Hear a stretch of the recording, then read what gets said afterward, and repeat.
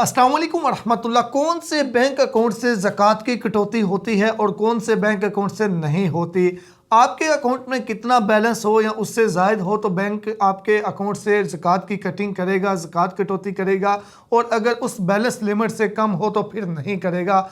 और इसके अलावा अगर आप चाहते हैं कि आपके अकाउंट के अंदर जितने भी पैसे पड़े हुए हैं बैंक आपके अकाउंट से ज़कात की कटौती ना करे, ज़कात डिडक्शन ना करे, आप खुद से देना चाहते हैं, क्योंकि बहुत से लोगों का इरादा होता है कि मैं यार अपनी फैमिली में हमारे मुस्तहिक हैं या हमारे जानने वाले हैं, हमारे मोहल्ले में हैं, हम उन्हें खुद देना चाहते हैं, हम बैंक से नहीं चाहते कि बैंक ज़कात की कटौती करे। तो ऐसी सूरत में आपको क्या करना होगा और इसके अलावा ज़कात की डिडक्शन बैंक अकाउंट से होगी कब, इन सारी चीज़ों को कवर करते हैं। सबसे पहले मैं आपको बता दूं कि गवर्नमेंट ऑफ पाकिस्तान की जानब से जो ऐलान किया गया है, जो बताया गया है, उसके मुताबिक यकम रमज़ान को, चाहे वो यकम मार्च को हो या 2 मार्च को हो, जब भी हो, तो यकम रमज़ान के दिन जो है वो बैंक्स अकाउंट्स के अंदर से ज़कात की डिडक्शन करेंगे। अब उसके बाद दूसरे नंबर पे आ जाते हैं, कितना अकाउंट के अंदर बैलेंस हो या उससे ज़ायद हो तो बैंक आपके अकाउंट से ज़कात डिडक्शन करेगा और कितना बैलेंस हो तो नहीं करेगा।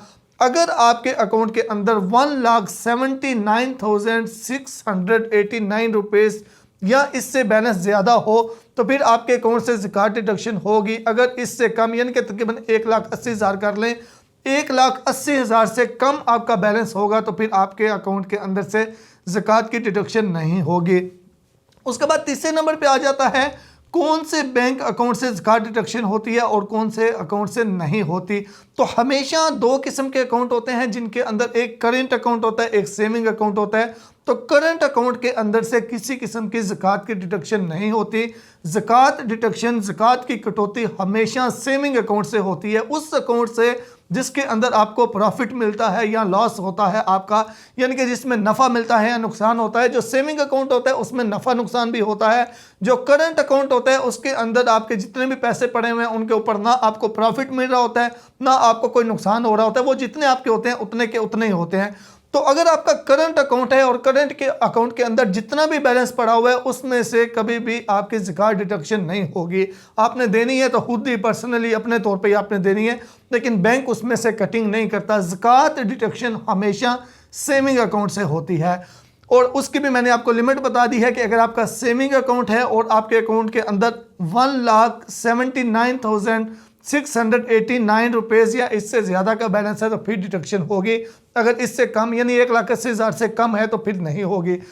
अब इसमें एक और चीज़ आ जाती है कि आपके अकाउंट के अंदर ज़्यादा बैलेंस पड़ा हुआ है, जो गवर्नमेंट ने एक मुकर्रर की है लिमिट कि अगर 1,80,000 है बैलेंस या इससे ज़्यादा है तो ज़कात डिडक्शन होगी।